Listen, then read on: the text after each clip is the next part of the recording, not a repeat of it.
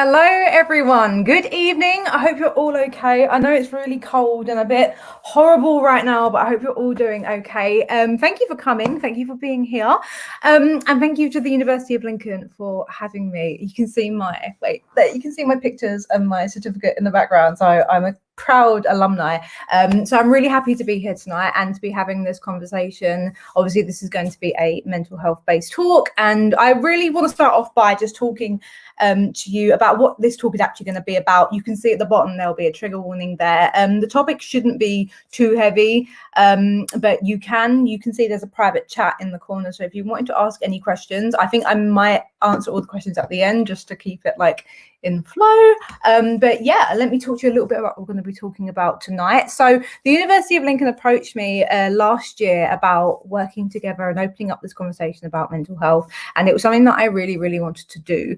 Not only because I think if you guys know me from social media, you'll know I've always been very open about my own mental health and working to improve and I guess kind of destigmatize mental health a little bit. That's kind of like what I do. That's like my thing. But also because I did struggle with my mental health whilst I was at uni as well. And I think the conversation is needed now more than ever to talk to students about their mental health and to open up these spaces where we can have these conversations a bit more privately. Obviously, I get that it's virtual and it might be a bit like daunting for me. I'm a little bit nervous, but it's a little bit more private than I guess like a big seminar. So that's really where this sort of talk came about. And I guess university really is, when I was thinking about my experiences and what did I struggle with at uni with mental health? And I guess really it all came down to the fact that university can be a really isolating place, and it's such a vacuum. It's such like a space where everything feels like it's the end of the world. Something bad happens in the real world, you'll be like, oh, okay, that sucks, but you move on. But university is such a vacuum where everything is magnified and everything feels so much bigger. And also as well, I wanted to mention, obviously there will be some guys, I guess you watching this talk who won't be at university right now, but I'd hope the topics that we're going to talk about will also be applicable to outside of university and just mental health in general. But I guess with university and with work in general, one of I think the big problems is that it can be really hard, that you get stuck in like a hole and a little bit like of a black pit where like 1 minute everything's fine and the next minute everything is very like it's all caught up with you and you've got like 6 assignments that are due on like the same day. And I guess working from home in lockdown, a lot of people are going to be feeling the same thing, or I guess like every day just kind of rolls into the next and it kind of feel like it's very easy to get stuck behind. And another thing as well that I was thinking about is that I guess with student mental health, a lot of conversations that I've seen recently within the media, and I think with the approach to students with COVID-19, I don't think student mental health is being taken very seriously in a lot of circles. And that is something that I'd hope that we can start to work to change, because student mental health, it matters. It absolutely does. And it's very important. And it's very important that we are having these conversations and that we are taking it seriously now more than ever. But yeah, so I guess I would start with, who am I? I'm guessing a lot of you kind of know who I am already, but I'll give you a little introduction to me, myself, and I. So I'm Sophie Butler. I graduated from the University of Lincoln in 2017, and I am a fitness coach, a social media influencer, and a disability activist. So you might know me from, I work with Gymshark. I was the first disabled athlete to work with Gymshark. I was very recently the first wheelchair user to cover the Cosmopolitan UK magazine. And talking about, on my channels, I talk about lots of things like mental health, physical health, and how it all kind of relates in. Moving on to a bit of my own mental health journey, I guess then. I've spoken about it a lot on social media, but I suffered with mental health really since I was about 13 years old, since kind of around from my formative years onwards. And that kind of went through all the way through my teenage years, all the way through university. And then obviously I've spoken about my mental health after my injury as well. But I thought tonight we would focus on really my mental health during that university period and that kind of like teenage to like 21 sort of years. I'm gonna have a quick drink because I'm talking so much. Oh my god.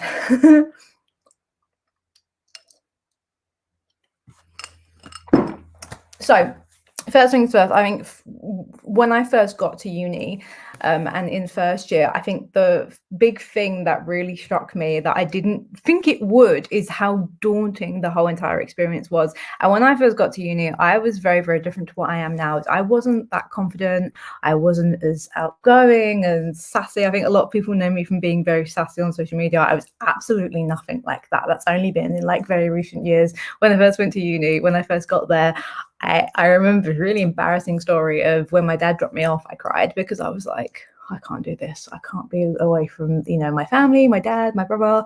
And I just can't live with this strange group of people. And then me and my dad was talking about this the other week, actually, about how strange it is that when you move to uni, you just kind of get put in a flat or a house with a load of people and you're just kind of expected to like live together, and it's the norm because it's uni. But if we think about it logically, it's a little bit strange, and I think some people do struggle to adjust to it more than others. I know a lot of my friends really just kind of clicked into it and they were great at it, whereas for me it took a long time to kind of get my head around with like, okay, I need to socialize with these people, I need to learn how to go on nights out, and I need to learn how to be fun and all of that kind of stuff. So I think that kind of stuff is very overlooked and it's just kind of seen as the thing that you do when you go to uni. But I think if you're a bit of an introvert, which I definitely was in first year, it can be a really, really daunting experience.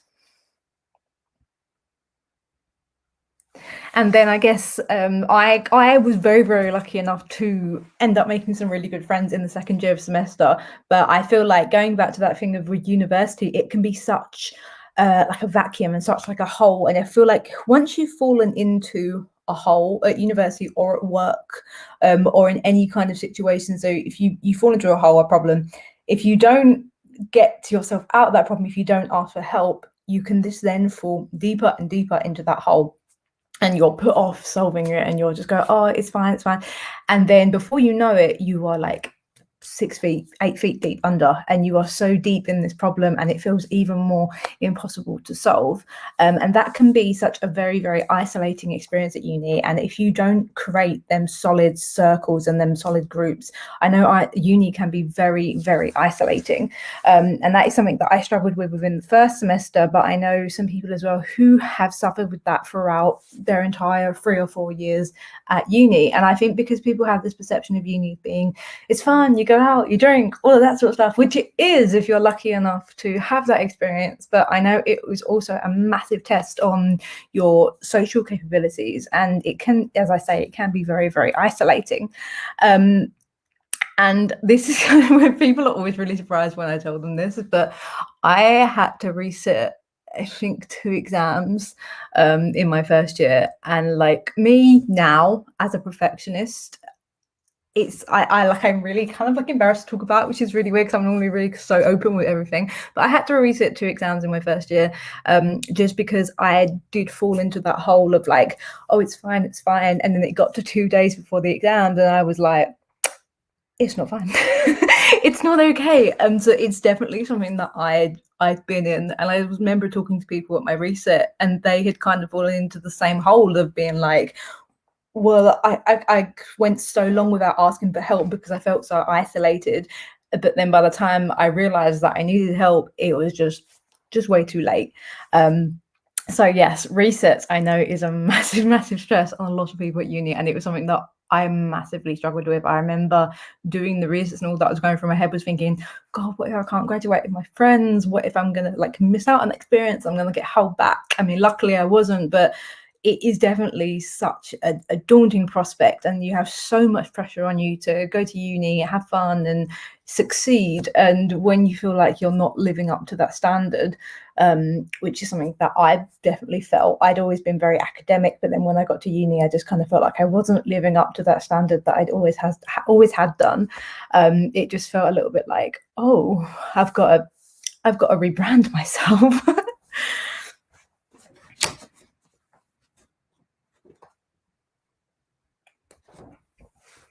I think as well, I'm just sorry, I've just got like bullet point notes here. So I think as well, I think one thing that is not just at uni, but within work and within our social groups and with our friends and with our families. We kind of get into this pattern of maybe thinking that things aren't bad enough to reach out. I know I've definitely been there before, where I kind of feel like, oh well, I'm feeling pretty anxious, or I'm feeling pretty stressed out, but I'm not on the floor crying, and it's not life or death, so it never feels bad enough to reach out. And I think this is one of the problems with the way that we approach mental health, because I feel like we kind of approach it in the sense of that when someone has had, for want of a better word, a full-scale breakdown, and when they're in desperate need, that's when we apply the mental health help. Whereas I feel like we need to be looking at our mental health and our mental well-being more in every single day, so that it doesn't get to the point where we are on the floor crying and unable to even breathe, or having panic attacks and we're having a full-scale breakdown, that we are applying the help.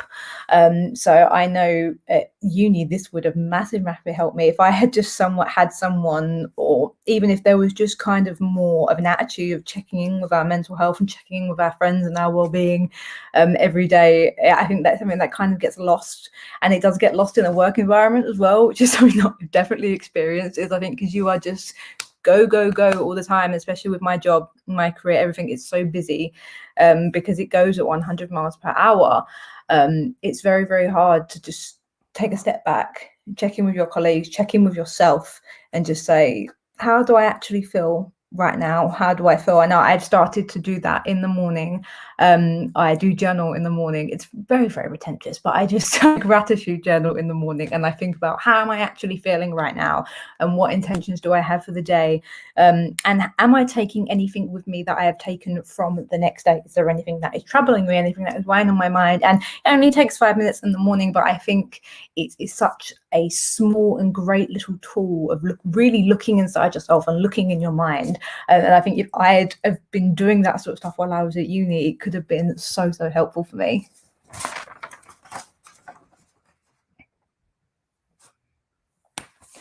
Okay, now I'm going to jump forward a little bit to my experiences with third year, because I know third year was like, anyone who's been to uni will tell you third year is like a whole different breed of experience. Third year is very, very tough.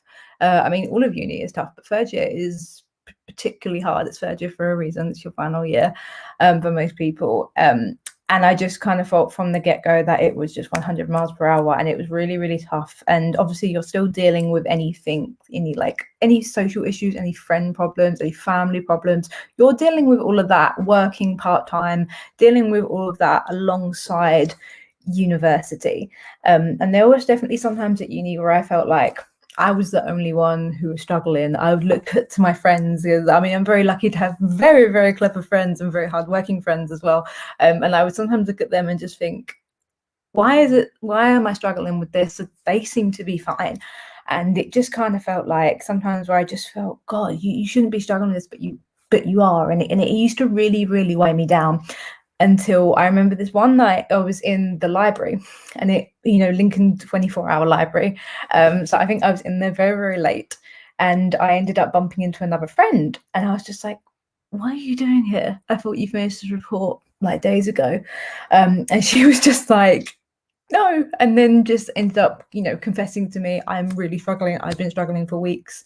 And I didn't want to say anything because I know everyone else was so far ahead of me. And it was just that moment where I just realized that I don't think everyone is together as we like to admit that we are, and that is definitely the case for at uni, and now at work post-uni. I'm realizing that is people don't have it together as much as they think they do, and you are never the only one that is struggling, whether it is with your health or with your mental well-being or with work. You are definitely never the only one who is struggling with that. And that goes back to why we wanted to open up this space, because it just gives a space where people can privately kind of like just check in and just kind of feel, even if they don't have any questions or anything that I can help with, it just kind of is really validating to hear that mental health is a conversation worth having, and you can take this conversation into your everyday lives. So in third year, I ended up reaching out to the wellbeing services while I was at Lincoln, and I know across different universities, because I know there are guys from different universities within the chat, and I know everyone's had different experiences with mental health services and mental wellbeing services, but I was really, really lucky to have a really great experience with the Lincoln wellbeing services. I remember being so nervous. First of all, I remember thinking, I study psychology, so I don't have to go to mental wellbeing services. I could just read my notes, very, very naive and a little bit, I think that was like nerves talking. But I was very, very lucky to have a very good experience, and they pointed me in the right direction. And we only had a few sessions together, but it just kind of made me feel a lot more calmer. And again, like what I was thinking and what I was feeling was validated. And I think that act of reaching out for help and reaching out for professional help with the wellbeing services really set me up later in life. I know post-injury, when I reached out to a psychiatrist, then when I had my spinal injury, I remember thinking back to that experience that I had with the wellbeing services. And because I had that great experience, I felt so much more confident going into therapy again later in life. And like the conversation on the topic of therapy was just a lot more normalized within my own mind, which I think is something that we absolutely need to be doing. I know a lot of people who kind of think of mental health in general, but also therapy as being like a taboo topic, when it really, really shouldn't be. I mean, a lot of us will not be ashamed of saying we're going to the doctor or we're going to a physio, going to a therapist or a counsellor, and checking in with your mental health should be the exact same thing. Which brings me on to the services at the Lincoln Uni that I wanted to quickly talk about. So I know, obviously, because with the pandemic, everything is more virtual now. So I did check in with the, I had some information over about the wellbeing services and what services they're currently providing. So I know all of that information is available on the student wellbeing services at Lincoln University at the bottom there. But when I was reading through the info, it does sound like they still are, I'm guessing they're running more at a reduced rate now because of the pandemic, but it does sound like they are still putting an emphasis on well-being and making sure students that are being taken care of. And I was really happy to see as well, when I looked through the services that they offer, there was a specific information for LGBTQ plus information and support, because obviously if you guys follow my content, my work, you know I talk a lot about intersectionality, and we all come from different backgrounds and we all come from different experiences, and it's very, very important that we are being seen within our own intersections. And that for me, I am being seen as a disabled woman, and it just means a lot to me that I know there was a specific attention paid there to the LGBTQ plus community. So, oh God, I feel like I've spoken so much.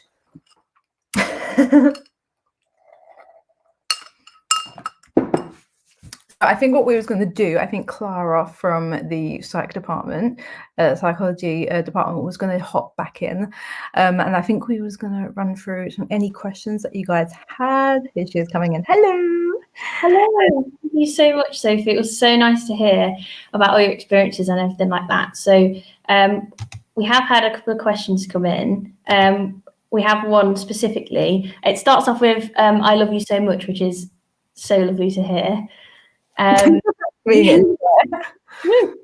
So basically they said they started uni this year and they struggle with performance anxiety. So giving presentations has always been a huge issue, but it seems even worse online. So is there any advice that we've got for them?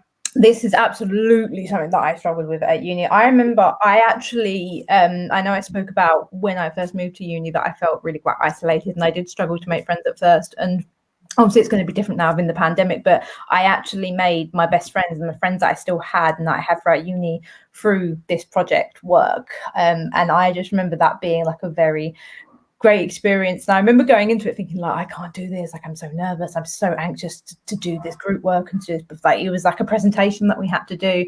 But I just remember thinking, well, this is it. This is what you're here to do. I threw myself into it and I ended up making friends for life, which is really corny to say, but it's true. And obviously it's going to be different for the pandemic. And I'm thinking with the presentation, it's going to be all virtual, online.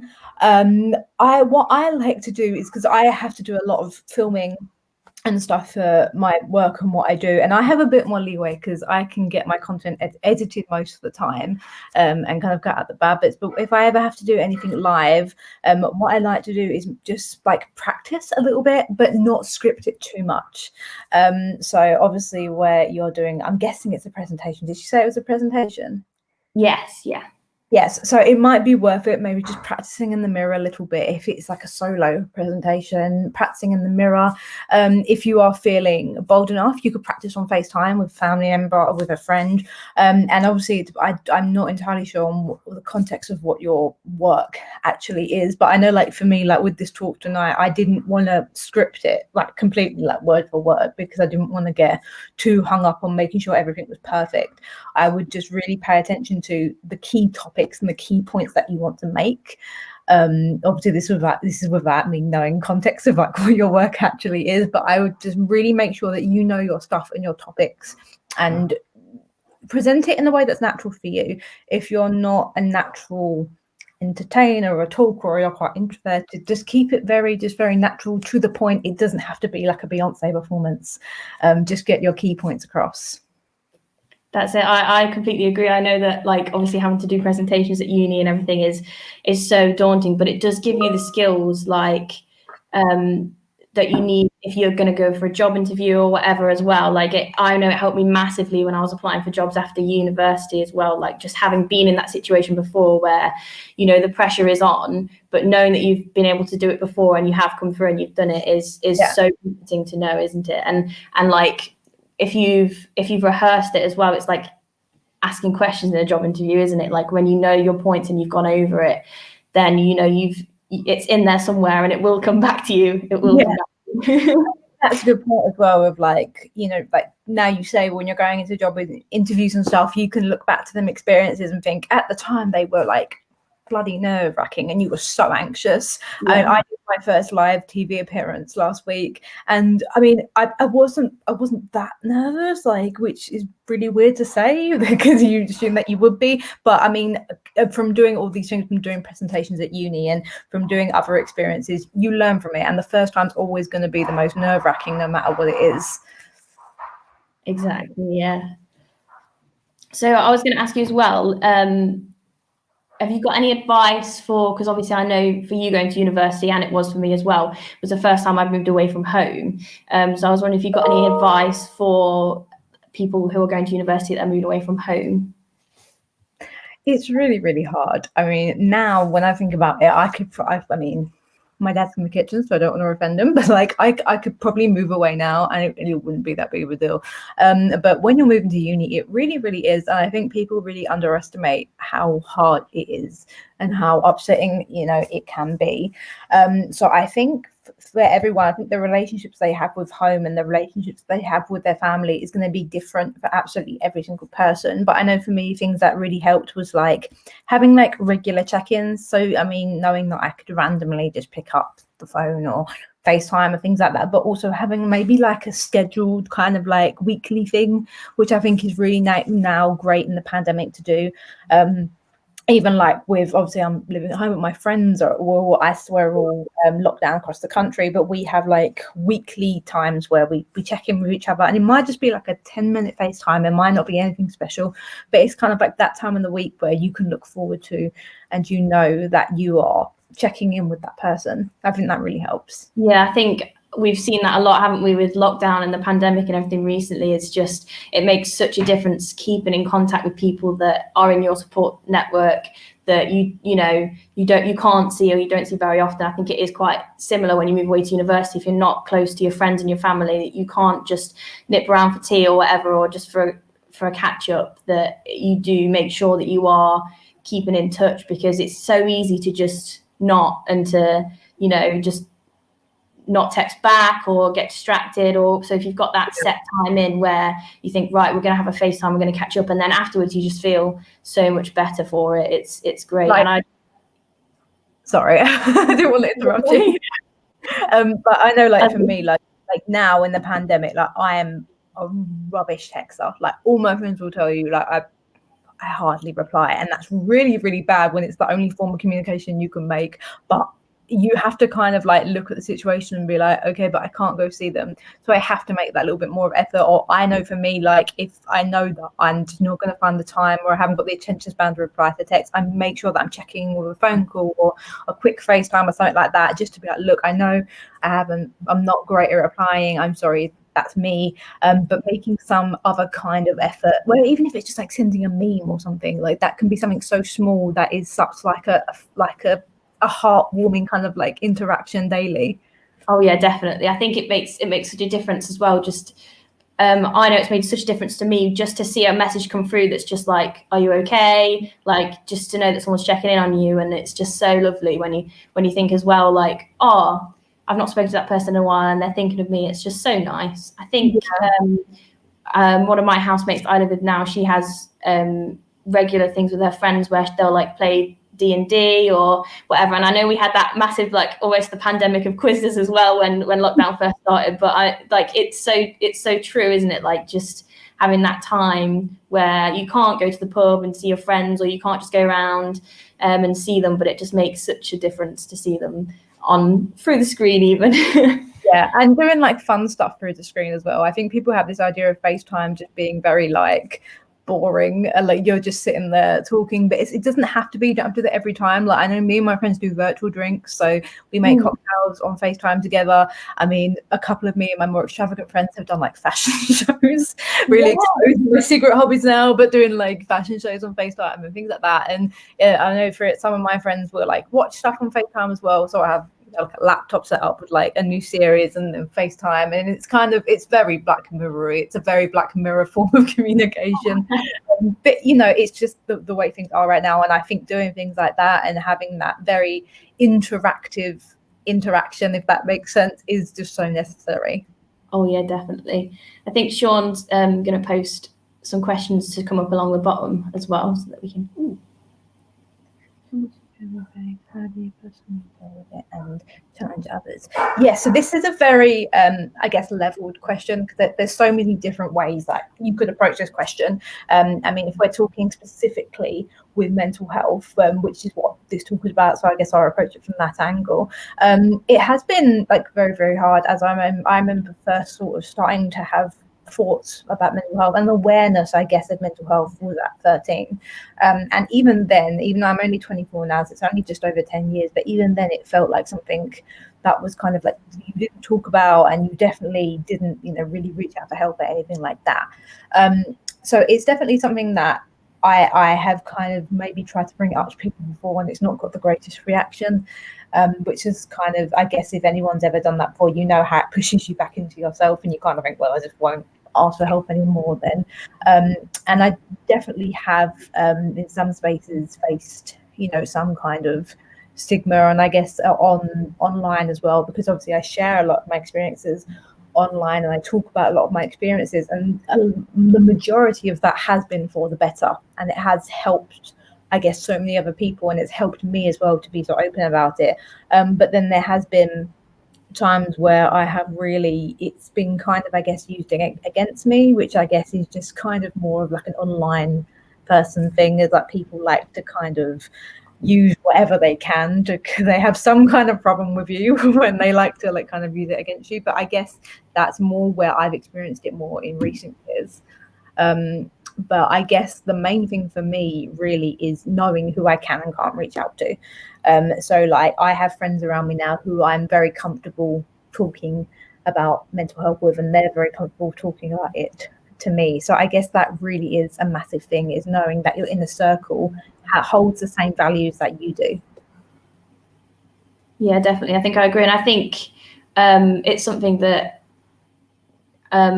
especially as a student, if you can see everybody else like having a good time around you and stuff, and you don't want to necessarily reach out, it's knowing that there are people that care and will want to listen to you. Like there are the services there if you reach out, if you're not sure, like reaching out to like your tutor or someone like that can point you in the right direction. And I think it is quite daunting, isn't it, to take that first step and just say like, oh, I am struggling, especially with all the stigmas that there are around it.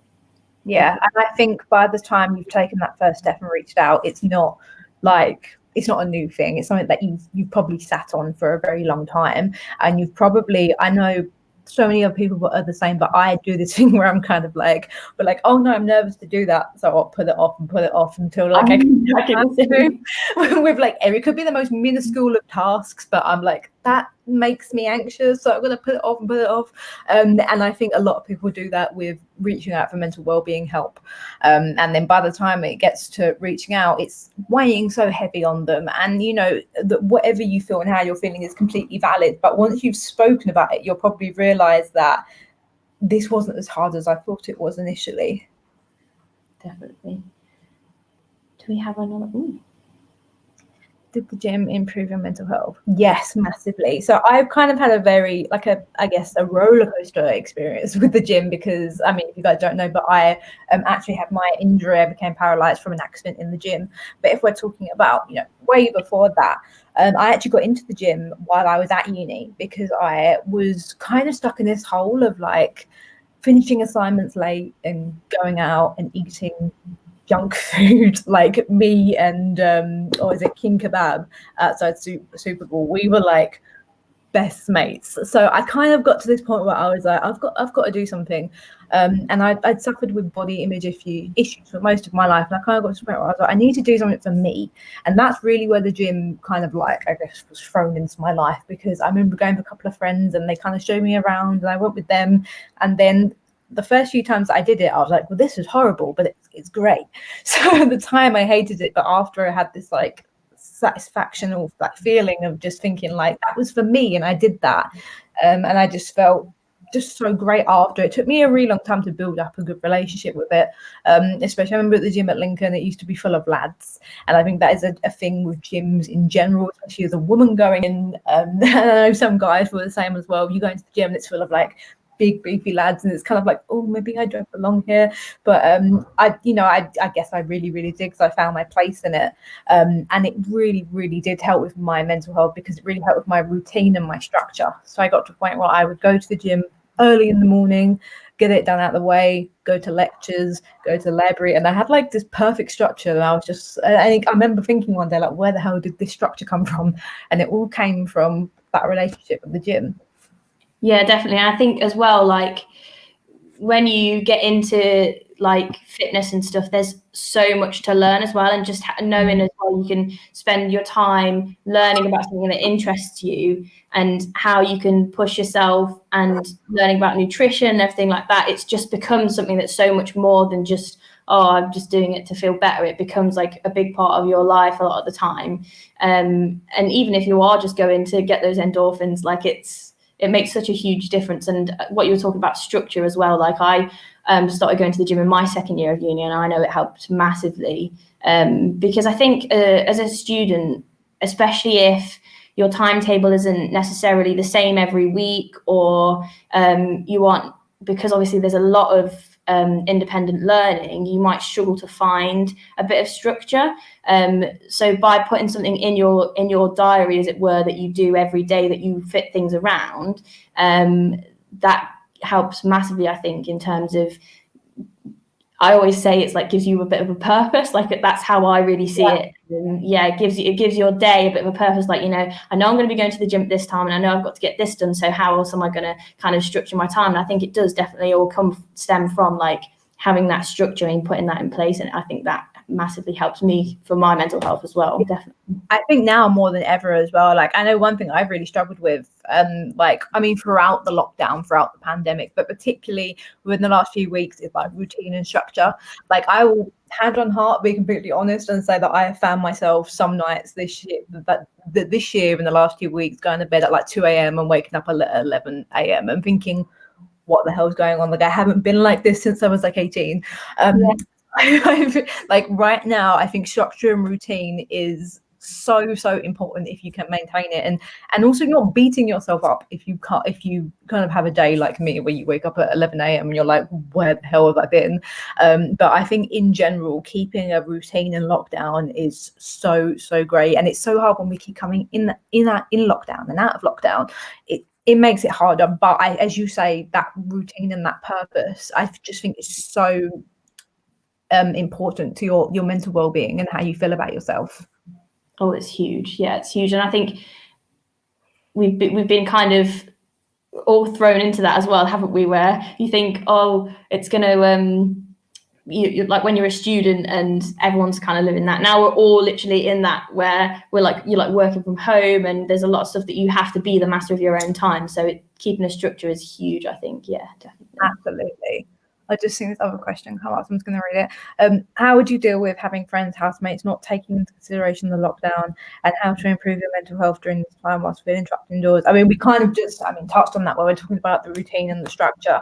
But in terms of things of, how do you deal with having the friends and the housemates? That's a really, really hard thing, I think, to handle. And I'm going to be hand on heart honest, at the age of 18, 19, I don't know if I would have found it very, very hard to assert them boundaries. I think asserting boundaries is something that comes with age, and you learn it over time. And I know I've really only become more comfortable with that, I think, more as a disabled woman, because it's something that I've had to learn to do. Because as a disabled woman, people love to push the boundaries and get too personal. But I think that it really is the clear thing there. And I think you really need to make it clear. I'm guessing they're breaking lockdown rules and they're doing things that they shouldn't be, which is not, it's not good. So, they're putting your safety at risk. They're putting their own safety at risk. And I think you really need to find a way to assert these boundaries. And it's very, very hard when you're living with someone because you want to keep the peace. No one wants to live in a horrible atmosphere. So I totally understand that. And there've definitely been times at uni where over a lot more trivial things, where say like a friend had kind of used all of your cutlery, used all of your saucepans, and you think, God, I really want to say something because it happens every damn day, but also I want to live with them and I want to be their friend. And I think you kind of just have to bite the bullet and just kind of approach it and just be like, look, I've got to say something because I need to assert these boundaries. There were times one of my friends I lived with in first year, we had loads of problems and I was always pulling him up to stuff, and we're best friends now. So I guess it's just one of the things, you've got to assert them boundaries, and you've really got to put your own health first in this situation. Your health is at risk here, so you really need to put that first. Definitely. I think as someone who hates conflict, I can completely see the pain in this, because I've always really struggled to call people out on stuff and to properly enforce boundaries and things like that. But it's something that you just, I think, like you say, with experience and age, you just think, no, actually my feelings are valid, and I have just as much of a right to be happy as anybody else does. So I think, there's obviously, there's times when you can pick your battles and stuff like that, but with stuff like this, it's so important that everybody's following the rules so that we can, for everybody else, just get back to normal. Absolutely. I think choosing your battles as well is so important when you're living with people, if you're living with friends and housemates. I think choosing your battles is very, very important, but I would say that this sounds like a very important battle to be choosing. And it would be very, very important to your argument to really let them know how you're feeling, because everyone's feeling anxious. Well, most people are rightfully feeling anxious right now, the pandemic and obviously the coronavirus. And I think maybe, I don't know, I guess some people just maybe aren't as in touch with how nerve-wracking it can be, the thought of getting the virus. I know some of my friends who are just kind of like, oh, well, then they're not as scared as getting it as I have. But once I've said, well, no, because of this and this, and you have that conversation, I think having that conversation really opens up the opportunity for a lot more understanding. Definitely open the communication line. It's key. Hello, Evie. I'm a master's student, but this still all applies. Doing it all online is incredibly isolating, and I've never been able to meet any classmates. How do you recommend keeping on top of this mentally? I can imagine it is absolutely so hard. I mean, university in general, as I think I said quite a lot in before, is like making friends is hard. It's really, really hard, and it's something that I really struggled with in the first year. And I cannot imagine how much harder it would be if you're doing this all virtually. And I guess it's one of them situations that we've heard it a lot this year, but it's unprecedented. We've never really experienced something like this before in this way. So I guess you really have, I mean, it depends on you and what you're comfortable with and what you're really looking to get. I know if this was me right now, but I'm talking with the confidence that I have now, not as an 18 or a 19-year-old, a young uni student.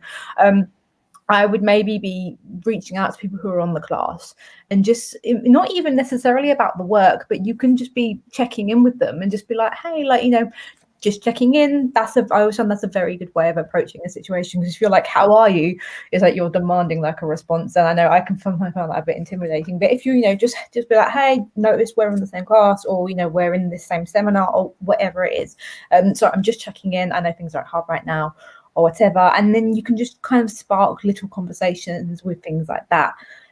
You might not make the greatest friendship story of all time, but you never know. Then you could create like a good friendship from it, and if anything, the less it could be like a good communication line to be opening at that time. And you never know, like you might be really nervous doing it and reaching out, but there could be someone on the other end who you're reaching out to who really needs that at that time. It could be really benefiting from it. Yeah, I think as well, like we touched on earlier, like it's everyone's in the same situation here, and the chances are if you're feeling like that, then at least somebody else in your class is as well. So you never know. Like Sophie says, you might not be the best of friends, but that might make the difference to their day of you reaching out and just extending that line of conversation, just to have a chat. That'd be nice. Yeah, and you might end up being best friends, you don't know. Yeah. How did you deal with not getting a particularly good grade after putting a transmat in a tremendous amount of time? It has probably not my confidence and sorry, I really can't read. Demotivated me to do the rest of my work. Yeah, I totally feel this. I mean, I think like for me, I ended up graduating with the grade that I wanted, but there were definitely times throughout uni where I would sometimes feel like there'd be modules. I don't know if you feel the same. Yeah. Where I put so much effort in and get nothing back. And then there could be modules where I maybe do just like a normal amount of work and get like a really good grade. And I think it's so hard to manage. And I think if I could say anything to 19-year-old me, I would just be like, your academic achievements they're not a reflection of you as a person. I think we, as a society, not just at uni, but from when we're kids, we put so much importance on academic success. And obviously, you're going to uni. Not only are you paying all this money for it, but you're passionate about it and it's something you really want to do. So of course you want to get a good grade, and I absolutely understand that. But you also need to realize that it's not a reflection of who you are as a person. I think as well, it kind of ties into the whole productivity conversation that we have. If people think like you haven't been productive and you haven't, run a 5K every day or written a novel in lockdown, it's like you failed lockdown. We have very warped ideas of productivity and work and the way we approach it, and it's a very, very bitter pill to swallow. And I think it's just one of them things that you kind of just have to really let yourself feel it. I remember a couple of times looking at grades and thinking, I want to go home. But kind of just have to look at it and go, right, okay, that happened. Let yourself feel disappointment, frustration, upset. Maybe talk to a friend about it. I know it can be hard. I mean, a couple of times where I tried to speak to friends about it and they'd ended up getting like really high first, and I've been like, okay. I kind of regret doing that. But there are a couple of times where I'd really spoke to friends about it and they've been like, don't worry, I had that for a previous module and I did another module and I managed to bring my grade up. So I think talking to other students about it is really important as well. But you kind of just have to look at the situation, feel whatever you're feeling, and then move on from it and go, right, moving on from it, what can I do to be better in the next module? What can I logistically and practically do to improve my skills here? Absolutely, yeah. And I think I've definitely had that before, where you just think, oh, I've really poured my time into this, and there's been other times where you've done something last minute and you got like a really high grade and you're like, I don't understand how this happened. But it literally is it's not, like Sophie says, it's absolutely not a reflection on you at all. And my advice would be to take the feedback on it constructively. And if you do want to reach out to the person who marked it or to your tutor and just say, like, I'm really struggling to understand how this has happened, because I genuinely thought that I'd cracked this, then that's absolutely what you should do, because at the end of the day, it is kind of their job as well to help you to kind of improve yourself, and it should always be how you can get to the next grade up, if that's what you're looking to do. And even though we all have those days where we think, oh, I really thought I'd crack this, and it can be quite disheartening, don't let it get you down, because that just means that next time you can come back stronger and harder and smash it. So I've definitely had times like that, but I would just say take the if there's any criticism, take it constructively and look at what you can do next time to get that work up to the next standard. Definitely. I think the point you made about reaching out to tutor is really important as well. I think it took me until end of second year to realize that they are there to help you, and they want to see you succeed. I think you kind of build up this whole idea of a rift between student and tutor and student and teacher, but they want to see you do well. That's what they're there for. I mean, not everyone has had amazing experiences with all tutors across, all academic experience, but the majority of tutors are there to help you succeed and to do what they can. And I think, I mean, I'm not a tutor, but if I was a tutor and I had a student who was reaching out to me and saying, look, I was really disappointed in this grade, but I want to do better. Could you please just spend a little bit of time talking me through that? I would value that so much, and I would really respect that. Absolutely. Any tips for dealing with leaving post-uni? It all feels very uncertain and chaotic for the future. PS. Yes, this is really, really hard. And I think it's an ongoing thing. I mean, it's coming up to, 2001. So it's coming up to it's going to be 4 years this year since I left uni, which means it's going to be longer since I've left uni than I actually was at uni, which is really hard to handle. And it's really strange, because you go from being in this vacuum, this bubble that we spoke about before, where you have everything you need, you've had everything you've ever known for 3 or 4 years, to coming out of it and into the real world, as adults like to say. And it's really, really hard to process, I think, is just the best way that I could describe it. And there are times now where I'm like, no, do you know what, I'm really happy with my life and my career and where I'm heading, and I'm really proud of everything I'm doing. And then I have days where I'm like, I wish I was just at the student union. I wish I was at Quack, and I miss living so close to my friends, and I miss the way things were. But I think you kind of, again, going back to that thing, if you kind of have to really look at how you're feeling and acknowledge it. I think everyone around you is going to be feeling the same thing. I know for years after, sometimes me and my friends are like, wish we were at Super Bowl right now, or I wish we were closer together, proximity wise. And I think you really have to acknowledge how you're feeling. And I think that's very, very important. You're allowed to miss uni. You're allowed to feel upset about leaving, even if right, my time has come now. It's time to move on and move into adult life and get a job. And even if you're excited about that, you probably are going to have days where you're really upset about leaving. It's been your life for so long that I would be maybe a little worried if you weren't upset. It's a completely natural feeling. And I think you kind of have to look at all of the fun that you've had, all the great experiences that you've had, and take them forward into this next chapter of your life. You're going into a new chapter of your life, and if you really apply yourself and you really fully move on to that chapter, it can be so, so exciting and so, so great. But if you are caught up living in the past and the fun that you've had over the last 3 or 4 years, you're not going to be moving into that new chapter. You have to fully let yourself be able to move on. That doesn't mean you completely forget about uni and you forget all the fun you've had, but you've got to let yourself move on.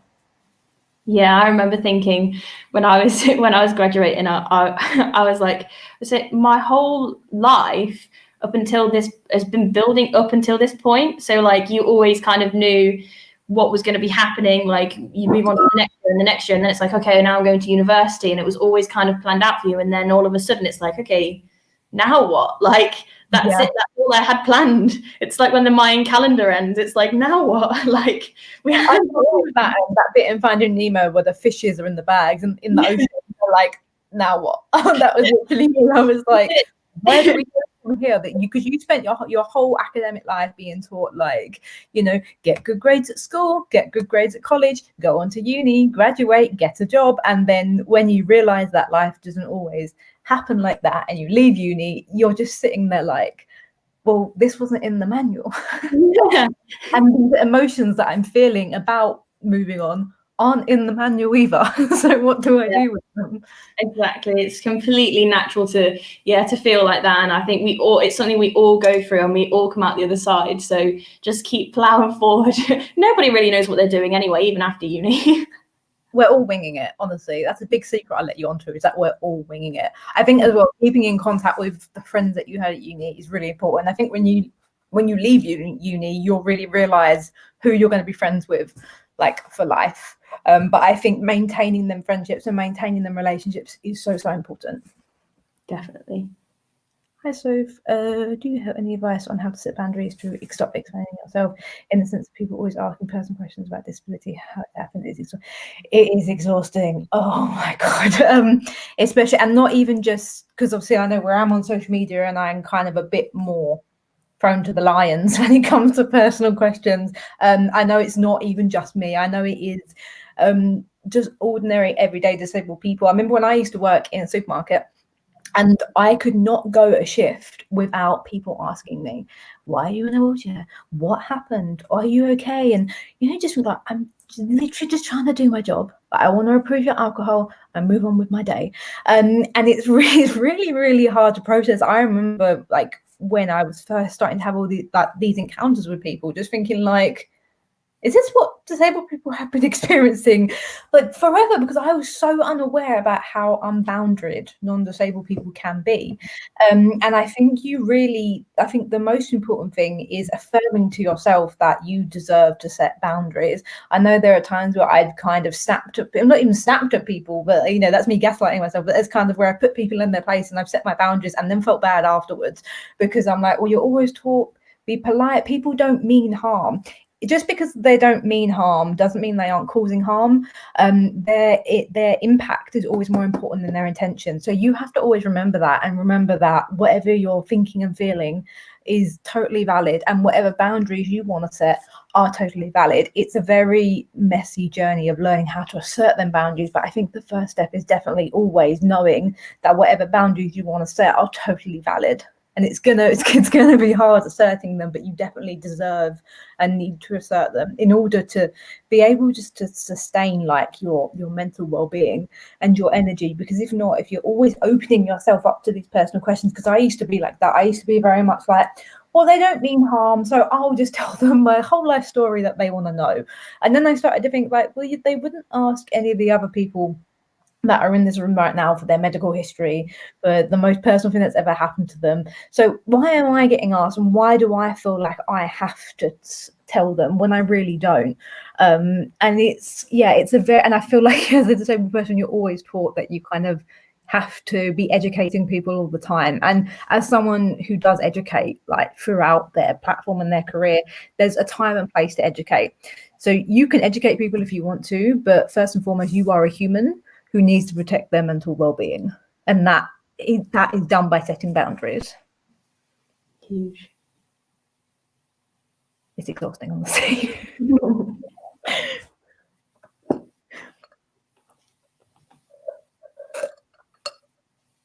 Marvelous movie.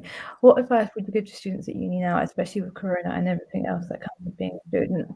I think I was thinking about this the other day when I was thinking about things that I wanted to talk about. As I said, I left uni going to be 4 years in September, and even in them 4 years, I know things would have changed massively, because, you know, we live in such a fast-paced society where things are always changing, especially with the pandemic and everything that's going on. Your experience and the experience of a student today is going to be completely different to the experience that I had, or even that people a couple of years after me who have just graduated would have had. So I guess my main advice really would be, it's really hard when you're in a pandemic, but you kind of really have to learn to enjoy it and make the most of the moment that you are in. I guess that's the one thing that I could tell myself going back when I think about, the first semester of uni and how nervous I was. And I guess I did miss out on a few things throughout first year. And if I just kind of had this whole kind of like, well, I have to do it, I have to put myself out there. If I'd had that more attitude, more towards the start of uni, I think my whole experience would have been a lot better. I had a great experience, but it would have been better sooner. And I think now with coronavirus and things that are going on, with everything that's going on, I think you have to look at the situation and go, okay, it's not the situation I wanted for myself, and I don't know when the situation is going to change, but the very hard fact is that it is the situation that you have been dealt. So I think you have to look at what you are currently dealing with and how can you really make the most of it. And I'm not saying like you have to go into every day like skipping and dancing and being like, I love university, it's so fun, when I'm not allowed to leave my flat, because I can't imagine it's not. But there are going to be things that you can do to, I guess, lighten the experience and to really make it what you can, because I mean you're in the experience whether you make the most out of it or not. So you might as well and try and do what you can to make it more bearable and more enjoyable. Yeah, I completely agree. There was so many things that I wish I'd just put myself out there more when I was at university, because it can make such a difference. And like you say, you're in the situation anyway, you're going to be there whether you make the most out of it or not. So just take every opportunity you can with both hands and just make the most out of it, because it is so easy to get caught up in what we were speaking about earlier about what you're going to do after, or everything like that. But just in the moment, it's just be present and just do whatever you can to make the most out of the situation. Definitely. I think as well, it's harder with coronavirus, but I'm imagining you're still with housemates, with flatmates. I would say make the most out of being around people, because when you leave uni, I think that's the one thing that hits you, I guess, the hardest, is that you're not around people as much and you don't get them opportunity to socialize as much. So obviously you're not going to be going out down the pub and drinking or whatever like you normally would be at uni, but I would say really take that opportunity to learn more about the people that you're around, and to learn more about their life and their experiences and what are they there for. I mean, obviously, boundaries, we spoke about that. They're going asking all personal questions and whatever. But I think it's really, really good. And I think as well, if I'd have been more like that, I think learning more about people's experiences and the people I was around and people who are living near me, it really helped to improve my social skills. And I think that's when I realized as well that like we're all just kind of winging it. And it really kind of helped me, I guess, more socialize and relate to the people that I was around, because I took the time to get to know them and to understand them. Now, obviously with you, it's going to be with people within your flat and your house, I'm guessing, because of the lockdown rules. But, you could really get to know these people and really learn a lot about them and create some good connections. Definitely. I think being with people as well, like especially if you're in your first year and stuff, that you don't get to decide who you get to live with as well. So that's so interesting, I think, is kind of being around people you wouldn't normally be around. And that's kind of university as well, isn't it? Everyone's kind of thrown together from so many different backgrounds. And like you said, it does so much for your social skills and just putting yourself out there and learning how to be in so many different situations. So make the most of it and just do it all you can, I would say. Absolutely. You know what's really funny as well is because I remember me and you lived opposite each other, and I wish we had got to know each other more throughout uni. Because again, we could have had these great conversations, but we didn't take up them opportunities. So we were both very shy back in 2014. Do you have any suggestions on how to deal with housemates who disregard your mental health and say it's not real, but will support each other with their own mental health? This is really hard, and I think it kind of I don't think it happens at uni as much. It might be different where we're all locked down and things are a bit more tense, but I remember definitely at college and at school you kind of have this like pack mentality where people will kind of look out for themselves and people they're close to, and anyone else is just fair game thrown to the lions. And I can imagine that is really, really hard to deal with when you're all locked in one house. I mean, there's a reason people argued so much on Big Brother. It's because it's hard to be in the same vicinity with people all the time. And if they are disregarding your mental health and how you're feeling, I mean, first of all, I would just like to take the opportunity to validate your mental health and whatever you are experiencing and how you are feeling. It is totally valid, no matter what your housemates or whoever has to say about it, first of all. And it's really hard to approach it. I think as well, it goes back to that thing of boundaries and conserving your energy. I think I, at uni, got myself into so many arguments and fights sometimes, trying to, get my point across and trying to assert, what I'm feeling, and trying to win arguments and trying to assert myself as being correct and being right. Whereas when it comes to, when I look back on them situations, sometimes I really just think that I've really just gone, well, you don't understand the situation. You don't understand what I'm going through, and you're disregarding how I'm feeling. No matter what I'm going to say, nothing is going to change your mind.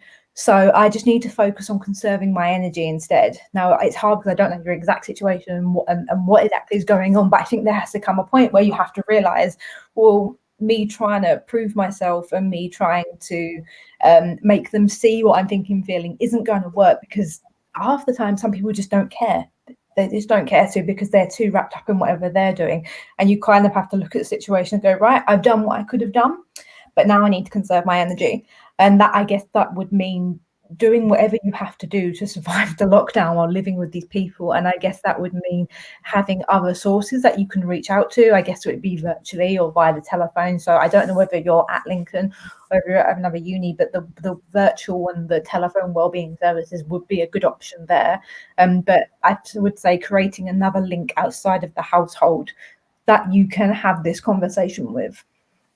Yeah, I think that's another thing that comes with, like we were saying, being thrown in with people that you don't choose who you live with.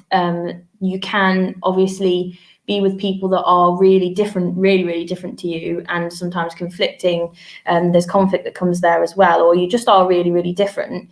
And like you were saying, you're not going to be the same as everybody. You're not going to get on well with everybody. And then sometimes, obviously, if that's at a detriment to you, then you need to look after yourself and put yourself first. And like Sophie says, reach out to somebody else or some of the services that means that you are looking after yourself.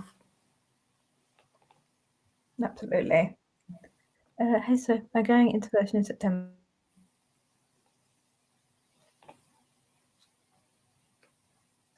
Cut out then. Can you see me? I can see. I think the biggest advice that I could have given myself, because I was very, very shy, which is quite hard to imagine if you know me and know me now, but I was very, very shy. And I kind of thought that these experiences weren't for someone like me. I'd always been very academic, just read quietly and kept to myself, there's absolutely nothing wrong with that. But I did want to have these experiences, and I kind of didn't really know how to go about them and how to be social. So I guess the kind of thing that I would have said to myself is that you're here, you have earned your place here, and you deserve to be here and to have fun. Now, whatever fun is looks different for every single person. But I think it took me a really long time to learn that. And it definitely took me well until second year to learn that, just because I hadn't been very social throughout school and college doesn't mean that I have to. Sorry, it's my smoothie. Too much spinach in it.